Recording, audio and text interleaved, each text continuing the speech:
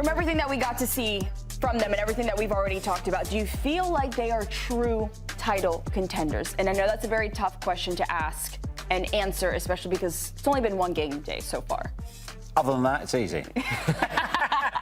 Yeah, no, it's a fair question to ask because they should be in the mix-up. Don't forget they don't have European football this season. I think that's a big advantage. So for a new manager coming in, he can set his work out. And at the same time, there's a core of players there. It's not like he's starting a completely new project where he's got to throw everything out. There's a lot of talented players there. He's getting the best out of them. So when we talk about Chelsea last season, you say, well, they had problems goalkeeper, they had problems defensively, they had problems discipline-wise as well. We saw a couple of relatively cheap yellow cards early in that game yesterday as well. So year one of that project, it was never intended for Xabi Alonso to win the Premier League in year one. But year two, year three, I think with Xabi Alonso, the project's already off to a great start. With that attacking trio, you can really shape your team around that attacking trio. Sorry, Shai, I forgot one thing as well. When you talk about a project, the signing of Jordan Henderson and Danny Welbeck, what a message that sends. We want some maturity and we want some discipline in this squad. Because it's a young squad, relatively young. And so now you're talking about guys who have been in this league and have had immense success in this league. But I'll add this. They have to figure out what they're going to do defensively in the center back, but also in the center of the park. What's going to happen with Enzo Fernandez? That's a big player. And in terms of his profile, are they going to keep him? Does he want to be there? Or are they going to move on and then they have to address what they're going to do with that? That's two separate things. I mean, Enzo here. I can't imagine him staying after what we heard when he came onto the field and every time he touched the ball, right? It seems like what he said has struck a chord with the fans. I think the fans want him out at this point, and it would be foolish at this point, I feel like, for Chelsea to try and keep him. I would add a note of caution to that because we all heard the boos last night, but this is a West London derby, so the majority of that will be the away supporters. Sorry, the home supporters.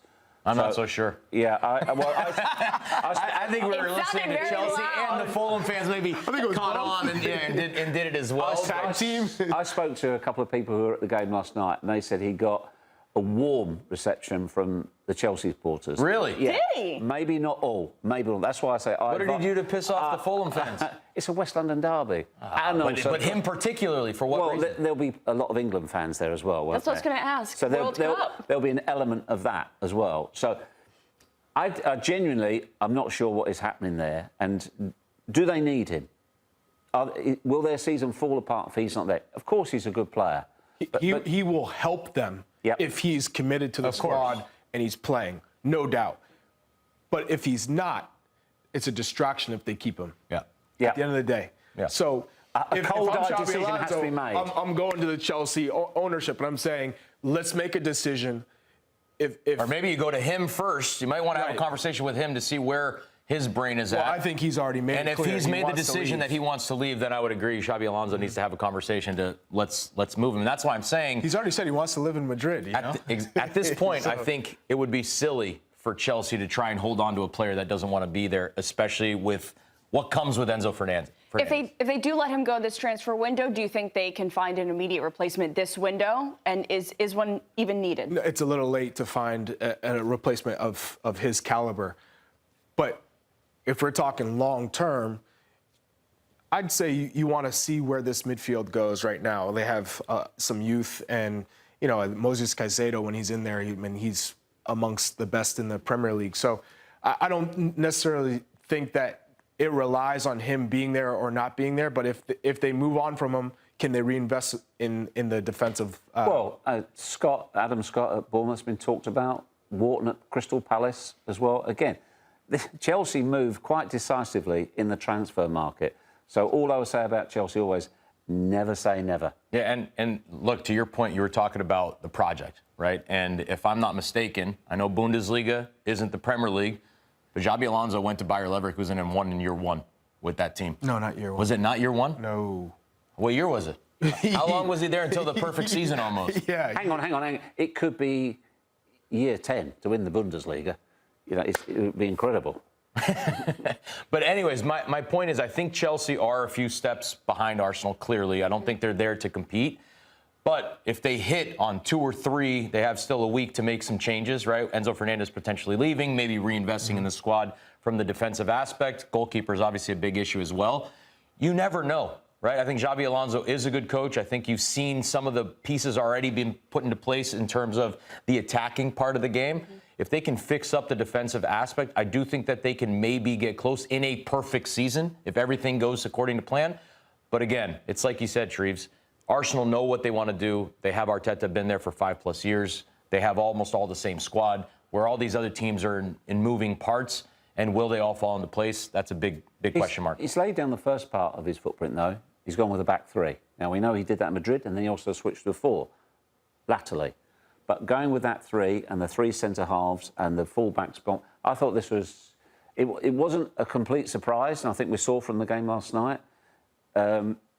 He didn't have his best night. He was OK. But I really like the contribution from these two, from the boys out wide. I really liked them. So it's having an identity as a team as well, and I think that is something that Xabi Alonso said. I mean, this is their formation. Do you think they keep it, though? Well, that's your formation, but you have a look at their actual positions during the game, which I thought was absolutely astonishing. Nobody moved, did they? Very disciplined. I mean, you two as players, how often does the coach shout from the touchline, keep your shape, keep your shape? They couldn't have done it any better, could they? No. So that for me, that is a sign of good coaching. Yeah, I'll also add that, Cole Palmer almost has a free role. I know he's here, but what makes him so dangerous is that he can come over here, he can pop up here, but Joao Pedro being the point, the tip of the spear, is, I think, what really gives them that added dimension because he can stretch teams with his pace, and he's obviously a clever finisher. Yeah, so clearly lots of positives. And as you said, this is still year 1 for Xabi Alonso here with Chelsea and the project that they're continuing on. So out of everything, though, that we have talked for, everything that they need to improve, Benny, what do you think is the biggest thing that they need to work on moving forward? Look, we touched on the biggest thing they need to address. In Block A, we touched on it, right? A goalkeeper that is going to, 1, be in the right position, 2, not make catastrophic mistakes, which I've seen Sanchez make with his feet sometimes, obviously with his hands as well, or positioning. Somebody that's going to, if they're giving up 5, 6 shots a game, they can make some big saves and maybe hold them to 1 goal as opposed to 2 or almost 3 yesterday as well. So I think that would be crucial for them to try and improve. I don't know if that's going to happen. It seems unlikely at this point, but a better goalkeeper like a Dibu Martinez could effectively help them probably get a handful or maybe a 3 or 4 more wins along the course of the season. Is that a position you think they address then, Charlie, before the window closes? I don't know if they have enough time before the window closes, but that is a position they're going to have to address. If they want to win the Premier League, if they want to win Champions League and get back to the Chelsea of old, they're going to need to address that position. And look, let me just touch on one more thing. Arsenal were fantastic last year, but so was David Raya. Right, he came up big in moments during the season, and you need a goalkeeper, even on the best teams, to come up with some big saves, big moments to hold on to 3 points, not give up 2, and so I do think that's a big part of this team right now. So Fergie always used to say a top goalkeeper saves you 15 goals a season. 15 goals a season that an average goalkeeper will let in. If you've got a top keeper, that's how important it is. The other things as well, which we haven't really touched on, if you're a defender and you don't have faith in the guy between the posts, that can spread through the defence. That's, it's clearly something they need to address. Look, easy synopsis of Chelsea after one day. Great going that way, bit of work do going that way. Yeah. Thanks for watching this video from Morning Footy. For all news and insights regarding leagues around the world like EFL, Serie A, and all UEFA competitions, both men's and women's, don't forget to sign up for Paramount+.